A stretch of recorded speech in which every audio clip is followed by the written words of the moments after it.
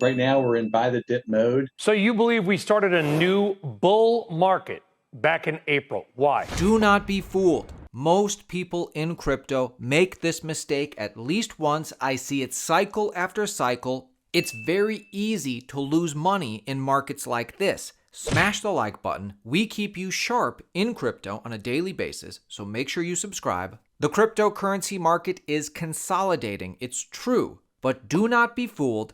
Over the next 8 minutes, you will understand everything. Let's zoom out and gain some perspective. I like what the CEO of Bitwise Invest just posted, his thoughts on the market.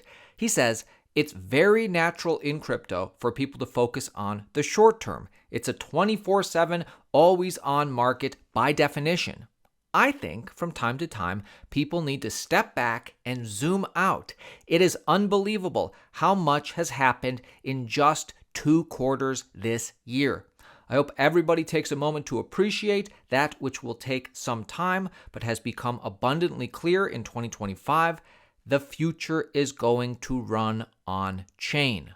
And we're seeing the future move on chain. Unbelievable news today for some of our favorite crypto coins. First of all, Polkadot launches capital market divisions to court Wall Street. Polkadot has launched Polkadot Capital Group to connect traditional finance with its blockchain ecosystem, focusing on tokenization and DeFi. This is good for Polkadot, just like this is good for Tron. Tron making its debut on one of the most popular crypto wallets in the space, Consensus's MetaMask. Yes, Tron is now integrated into MetaMask, and all of the biggest wallets are now multi-chain. This is great news. All of the biggest dApp, DEXs, and protocols are multi-chain. This is great news. 1inch launches its Solana to Ethereum cross-chain swaps. Swap from the Ethereum ecosystem to the Solana ecosystem or back and forth whenever you want. This is becoming common practice now. So it seems that certain altcoins are set up for massive rallies if they break above certain key resistance, which will turn into support. In this case, Cardano being set up for a massive rally once $1 breaks. 180 would be that future price target. Never say never. Do not be fooled. The US Fed to cut rates in September and once more this year, at least according to most economists. It's not really going to matter if the Fed cuts rates in September or not. They will cut rates eventually, and either way, fundamentally speaking, from a macro perspective, Bitcoin is here to stay, and Wall Street institutions, many people are onboarding. And this puts Bitcoin's price at $180 to $2,000 by end of year. This price prediction is still being maintained by Anthony Scaramucci, who, yes, is betting big on the Solana ecosystem as we know, but also now the Avalanche ecosystem as we know. We still maintain our price target between 180 and 200,000 by year end. I think Bitcoin specifically is going to be fine in any scenario.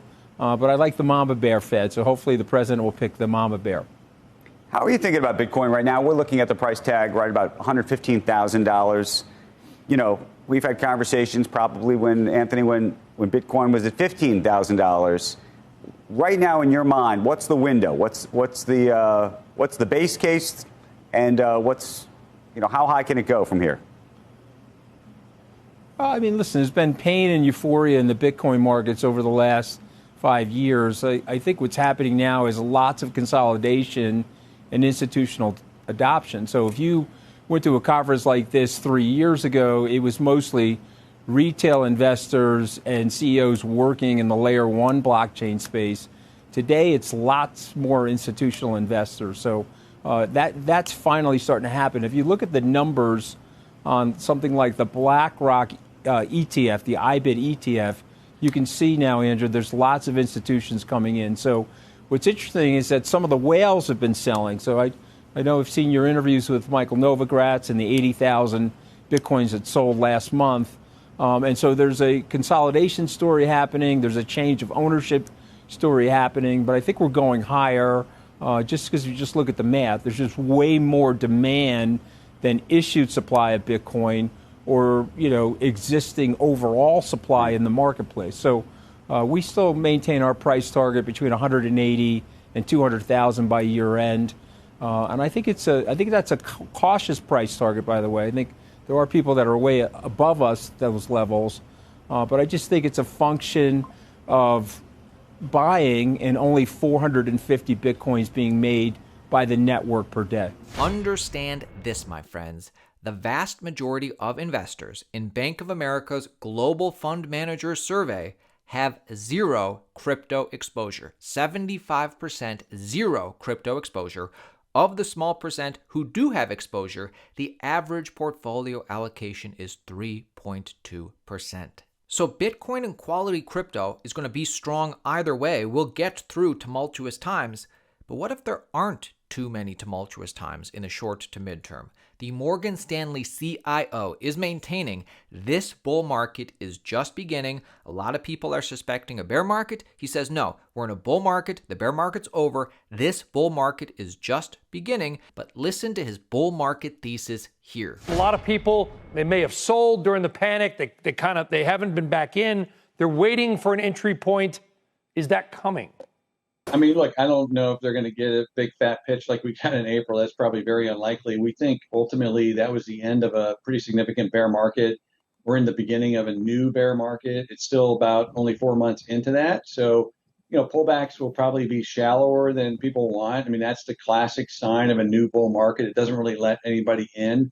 The good news is, our data suggests that the retail investor really didn't sell in April. In fact, they were buyers all the way through that period. It was really more the institutional community that created that low and a lot of the passive strategies, quite frankly. And it was so quick that many people didn't even have time to react. So my suspicion is most of the viewers probably have plenty of equity exposure. They're probably enjoying the ride. The question they probably are asking themselves is, should I be selling here because I made so much money? And in that case, that's a personal decision. You got to pay taxes. If you do that, my suspicion is if we get a pullback, it'll be probably less than 10%, which in the grand scheme of things, that's not worth trying to trade around for most people. So you believe we started a new bull market back in April. Why? Because we had a bear market. And I think that's the thing that people don't really acknowledge, which is that, the sell-off in April was really a final capitulation to a bear market that began last summer. If you actually look at most stocks, they topped in July of 2024. They were down anywhere between 30 and 35% on average. I mean, that's a proper bear market that ended with a capitulatory price action.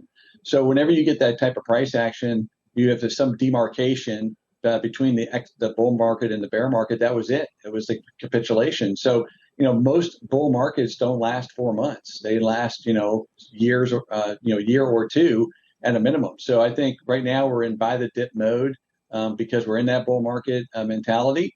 And the question now, and I think you were alluding to it earlier, is like, what should I own? And I think, we're probably getting to the stage of this bull market where you can probably see some broadening out. Maybe that's one of the reasons why we're seeing the Mag 7 start to maybe underperform a bit now. And that's really going to be contingent, in my view, on when the Fed starts actually cutting interest rates. I don't know if they're going to do it in September or not. But once they start actually doing that, that's when you'll probably see the bull market really broaden out. In other news, whales are buying Ethereum big time. What do they know? Check this out. According to CME data, we are now seeing the largest leveraged Ethereum shorts position in history. Translation, a record number of ETH bears are about to get mega wrecked.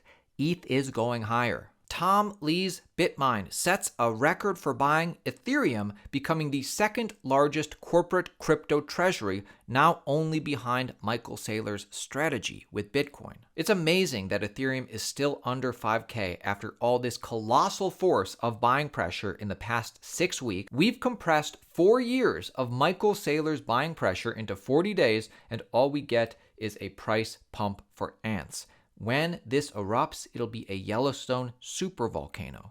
And it is interesting how much Ethereum buying by corporate treasuries we are seeing. I don't think a lot of people know that Tom Lee's company now owns $6.6 billion worth of Ethereum, up $4.9 billion from last week. They're the number one Ethereum treasury company, the number two global crypto treasury company, and yet we're seeing so many others buy as much Ethereum and Bitcoin as possible. Look, guys, do not be fooled. This bull market is not over. This is what Tom Lee, and actually what Fundstrat, Tom Lee's company, is sharing with their investors. They think that this pullback is going to be very shallow. Ethereum specifically only pulls back to low 4,000, and that this happens midweek, and then after it should rise to 5,100. This pullback is not a big deal at all. Meanwhile, Bitcoin should not undercut $111,000, almost $112,000, and then Bitcoin will rise to 130 to 140. So many average people, so many billionaires, so many financial experts, Wall Street, regular average Joes seem to be having this conversation that Joe Rogan had on the Joe Rogan Experience not too long ago. Imagine if Bitcoin becomes the only money worth anything. Subscribe to Altcoin Daily, join our team. See you tomorrow. Imagine if Bitcoin becomes the only money worth anything.